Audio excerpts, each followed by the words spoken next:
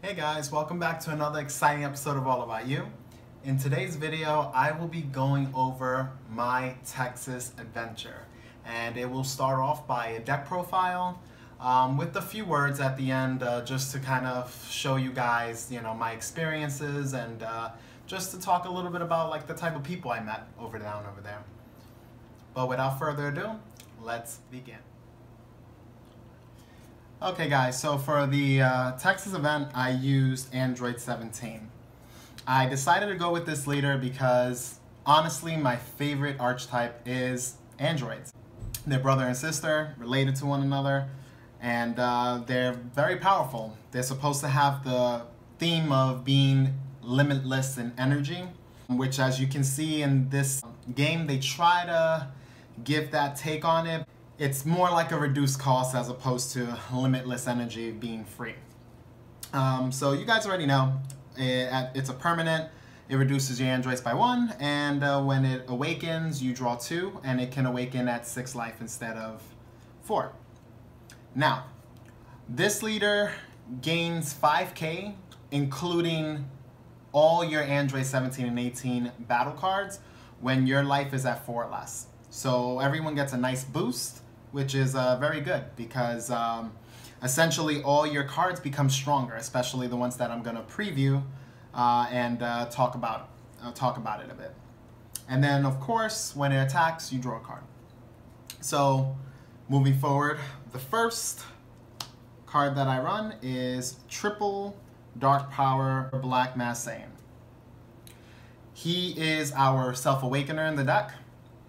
Not only that, but he also has a very unique ability where if your opponent puts in play any battle card using a non-keyword skill with 15k or less, they must discard 2 cards.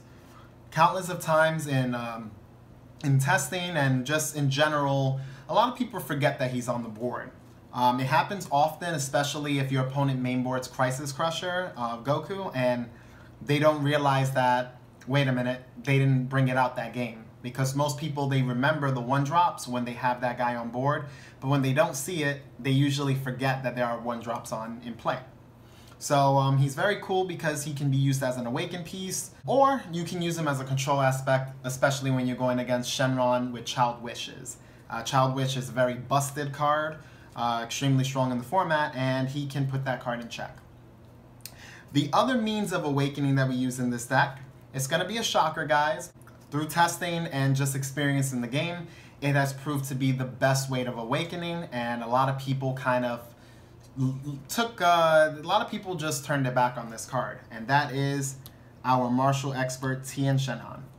So again, a lot of people stopped running this card, and I was like really shocked. I didn't know why people were not running it anymore, and essentially it's because a lot of people believe that it's a bad card.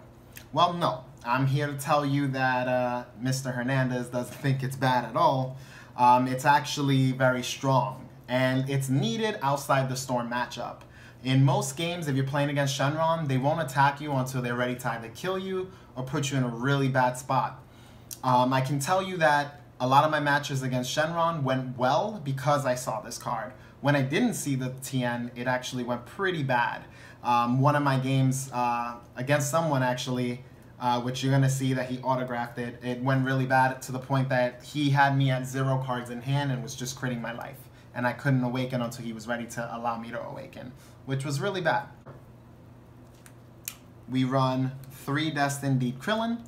He is our standard blocker for the deck. He's free as long as you have an 18 battle card in play, or if you have your leader. And again, just to touch up on that, when you're on this side, despite it showing that it has 18 on it, it says Android 17. So it means that on your unawakened side, you can't play him for free. You can still hard cast him for 2, but you can't play it for free. So he's very good with a lot of cards in this deck, and I'm going to go over it a little bit. But without further ado, we're going to move on to our super combo of the deck. We run 4 Android 16s. Android 16 is extremely strong in this build, particularly because I'm focused more on hand control, kind of going back to the old style of playing Cell Chain, or just, androids in general. I want to make sure that once I cell chain my opponent, the 3 cards that they keep, unless they're negates, essentially this is going to put a damper on their plan and it's going to slow them down. It really hurts when you're already at 3 cards and I'm already attacking you and you have to dump cards. It just sucks. So that's just one aspect in the game where this card is extremely strong and you're going to see ways that I can abuse it. Now we're going to move on to our androids that we run in this deck. Everyone has their own take on it. This is going to be mine. I run 3 Dreadful Duo Android 17, known as Crit Droids. He is basically one of the essential pieces to the deck. He's used for cell chain, and he is one of the cards that have critical. He's a 20k if my leaders have 4 or less life. When he deals damage, whether they discarded a card due to an effect of yours or due to critical, which is also an effect, if they discarded a 3 or less battle card, I can pay 1 green and put in an 18 in play. Moving forward, we have 18. Her ability, similar to 17, has pretty much all the same characteristics, except she targets 4 or above battle cards. In that case, I can pay 1 green, and I can discard one of your 3 drops or less, which is very strong. Now, my favorites of the deck, and probably the strongest variants of the deck, is your Deadly Defender. Android 18 is by far the best Deadly Defender that was ever released. She's extremely strong because she's attacking for 25k when you are at 4 or less life. She gets the 5k boost, so she's 25. Additionally, she's a 2-drop that has barrier. Naturally barrier, unlike Vegito, he has to be in rest mode. She can actually sit, which one of my favorite plays to do is just playing her in active mode and letting her sit until I'm ready to start using her defensively and offensively. What makes her really good is that she is a piece for your cell chain. So not only we have a Deadly Defender, but we have something that can go into the cell chain when we need to. Moving forward, we run 4 Limitless Energy 17, Android 17. Now, he is very good. Overall, one of my favorite 17s that were ever made. In the Android deck, he's strong because he's a 3-drop that potentially becomes a 25k blocker and is able to kill off any battle card and also has barrier. So he complements Android 18. A lot of the times in the game, your opponent will attack your 18 with a 20k battle card, and if you have a 17 in play, and again, you have 4 or less life, you can use him as a blocker and avoid using any combo power. So 17 and 18 in conjunction with one another, they just save you cards in hand, and that's actually one of the flaws of this deck. It's very hard to accumulate a heavy hand unless you grab TN early game and are able to awaken, or are able to awaken due to your Dark Power Black Mass Sane. Moving forward, we're going into the cell chain. This is self-explanatory. We run 4 Growing Evil Lifeform Cell. He can go into our Evolving Evil Lifeform Cell, which can KO battle cards and give you a nice little draw. And then lastly, you can go into the Tyranny Perfect Force Cell, which is essentially what you want to do in this deck. You want to be able to go through the chain, so when you're ready to drop your opponent's hand, or when your opponent has some kind of edge over you, you can balance it out and kind of put the game favorite to you. Now, for our last bit of battle cards in the deck, we run something that I noticed people haven't ran in this deck, and that is our Shenron. Instead of running Overwhelm, I run Shenron. So as you can see, it's actually signed by Caden. He is one of the Texas players. Believe it or not, he embarrassed me. At least I felt that way, even though he felt like we had a good game. But, you know, game 1, when we played, he was at like a point where he felt he was going to lose. So he decided to go for game. And he told me, do you have this card, which we're going to actually go through in a little bit, which is King Vegeta Surprise Attack. So it basically came down to me having a King Vegeta Surprise Attack. He decided to use his Shenron's ability to give his battle card triple attack, and unfortunately I had a Deadly Defender but no King Vegeta. Had I had it, I would have won game 1. Game 2 was an embarrassment. He ended up keeping me locked down, and I couldn't do anything because I didn't hit TN that game. Game 1, I was able to hit my TN off. Game 2, I wasn't. So it was a swift 2-0. Game 1 being our toughest match. Game 1 being the best matchup we had. Again, it was very close, but he was able to pull it through since I didn't have this card. And I was unfortunate because I ended up having to charge 2 early game. And I couldn't keep them because he kept hitting me with 2-star balls. And that really hurt. He just kept hitting my hand, and I just couldn't recover. That's one thing about the Cell Chain. Ironically, you can drop your opponent's hand, but in Shenron, hand control is a little stronger, and it happens way earlier because it starts happening as early as turn 1. Which, if they go first, which he did, they can do it before you can even start anything. So it sucks a lot. But anyways, Shenron allows me to bring back my Stall Hearts, which is very strong because I can continually loop that super combo, which is forcing you to lose cards in hand. I can give any of my battle cards 5k and critical, which I love giving my Cell Chain critical. It's super strong when I Cell Chain you, and then all of a sudden I give him, he says double strike and critical. That's really powerful. And then last but not least, he is also energy renewal. So the same turn he comes out, he's really a 2-drop, as long as he's not like bloodlusted or anything. King Vegeta surprise attack, I run 4 of main board. A lot of people was like, would sideboard 2 of these or 3 of these. I feel like it's a main board card in this current format. If you're gonna play androids, do it right. You wanna make sure that it's as strong as it can be, game 1. And then you can use your sideboard options to kind of pinpoint whatever you need to do for that game. So again, I love running game 1. I love running a solid main board that's good against any deck. For the most part, at least the top decks that are contending. Then game 2 and 3, you know, I sideboard accordingly based on whatever you're playing. Last but not least, we run 4 Shocking Death Balls, which is probably the second, if not the best negate in the game currently that is a free negate, quote unquote. There are many times that I will attack with my Android 18 when I have 5 life, and my opponent will just, you know, guard up or whatever, and I'm stuck at 5, but I already have 5 cards in my drop area. They'll attack me, and then I'll safely go into 4 life. So a lot of my opponents, they would put me down to 7 if they realized that I was running TN. I would TN, go to 5, stay at 5 for a while, and then use my negate to go at 4. Or I would use my Dark Power Mass, Black Mass Saiyan to go to 4. This deck has so many ways to kind of go in a perfect amount of life, so you want to take time to abuse that fact. Now, if you want any more information, come join my Patreon. I'll have a link in the description. I will go in depth of how you play the deck, and I will have a more in-depth profile, so it shows you what you want to keep in your opening hand against certain matchups, how you deal with them. The Shenron decks that beat me were hand control and an Ultra Instinct deck, which was very strong. So it was a mixture of 2 different type of decks that they're able to do what they need to do before I can disrupt them. Unfortunately, Cell Chain is very strong, but against a very good Shenron deck that's well put together, androids have a really hard time. It's not unbeatable. I only got 2'd once in the event. My other losses all went to game 3. But essentially, if you can get hand controlled heavy, you won't have an option. So skill is out of the question.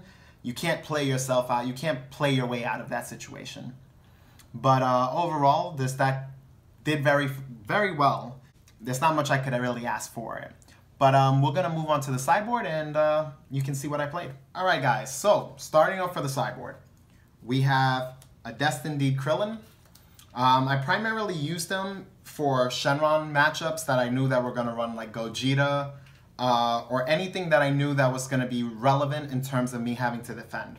Because I mainboard 4 surprise attacks, having an additional blocker in certain matchups that you need more board presence is very helpful because it allows me to kind of survive longer if I'm at the losing end. And I can always use my Krillin with a surprise attack to take down a big threat instead of having one of my androids take a hit. I sideboarded 2 Mass Saiyans. He's, again, very good against Storm. I had 1 Storm matchup, which was pretty epic. I'll probably maybe talk about it in another video. But overall, solid contender for that matchup. And there's a few other type of decks that you may want it. Again, you use it for your own discretion. I played triple Haru Haru, Attacker Majin. Still a very good card. I didn't run it against anybody because unfortunately green and yellow are haven't been present. I didn't have any green matchups that day and I didn't have any yellow matchups that day. So it was there just in case. 2 Combo Killer and Eliza. It was good for the mirror match or any Android specific type of deck.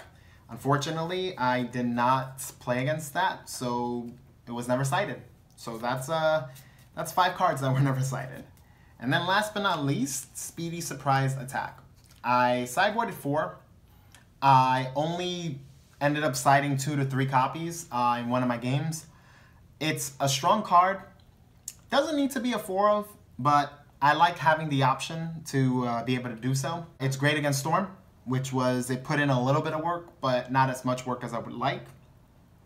And then last but not least, I don't have the card in front of me, but it was Crisis Crusher. You guys already know what the card does. It's phenomenal against Storm, and it's very good against decks that want to use a bunch of 1-drops. So if you notice like these new Soul Striker builds, they're running like Dendes, Kamis, Boos, or whatever, just a bunch of 1-drops to kind of generate some kind of flow. You want to use that against those type of decks. So, my experience was very good at Texas. I did not expect the hospitality that I received. I all started off with Andrew, and it kind of reached amongst the community. I made a lot of good friends over there, went out to eat. As you guys know, I'm still currently banned, unfortunately. I hope that I can maybe have a shot at going to this Orlando event. I don't know if it's gonna happen. It all depends on if Jim can pardon me.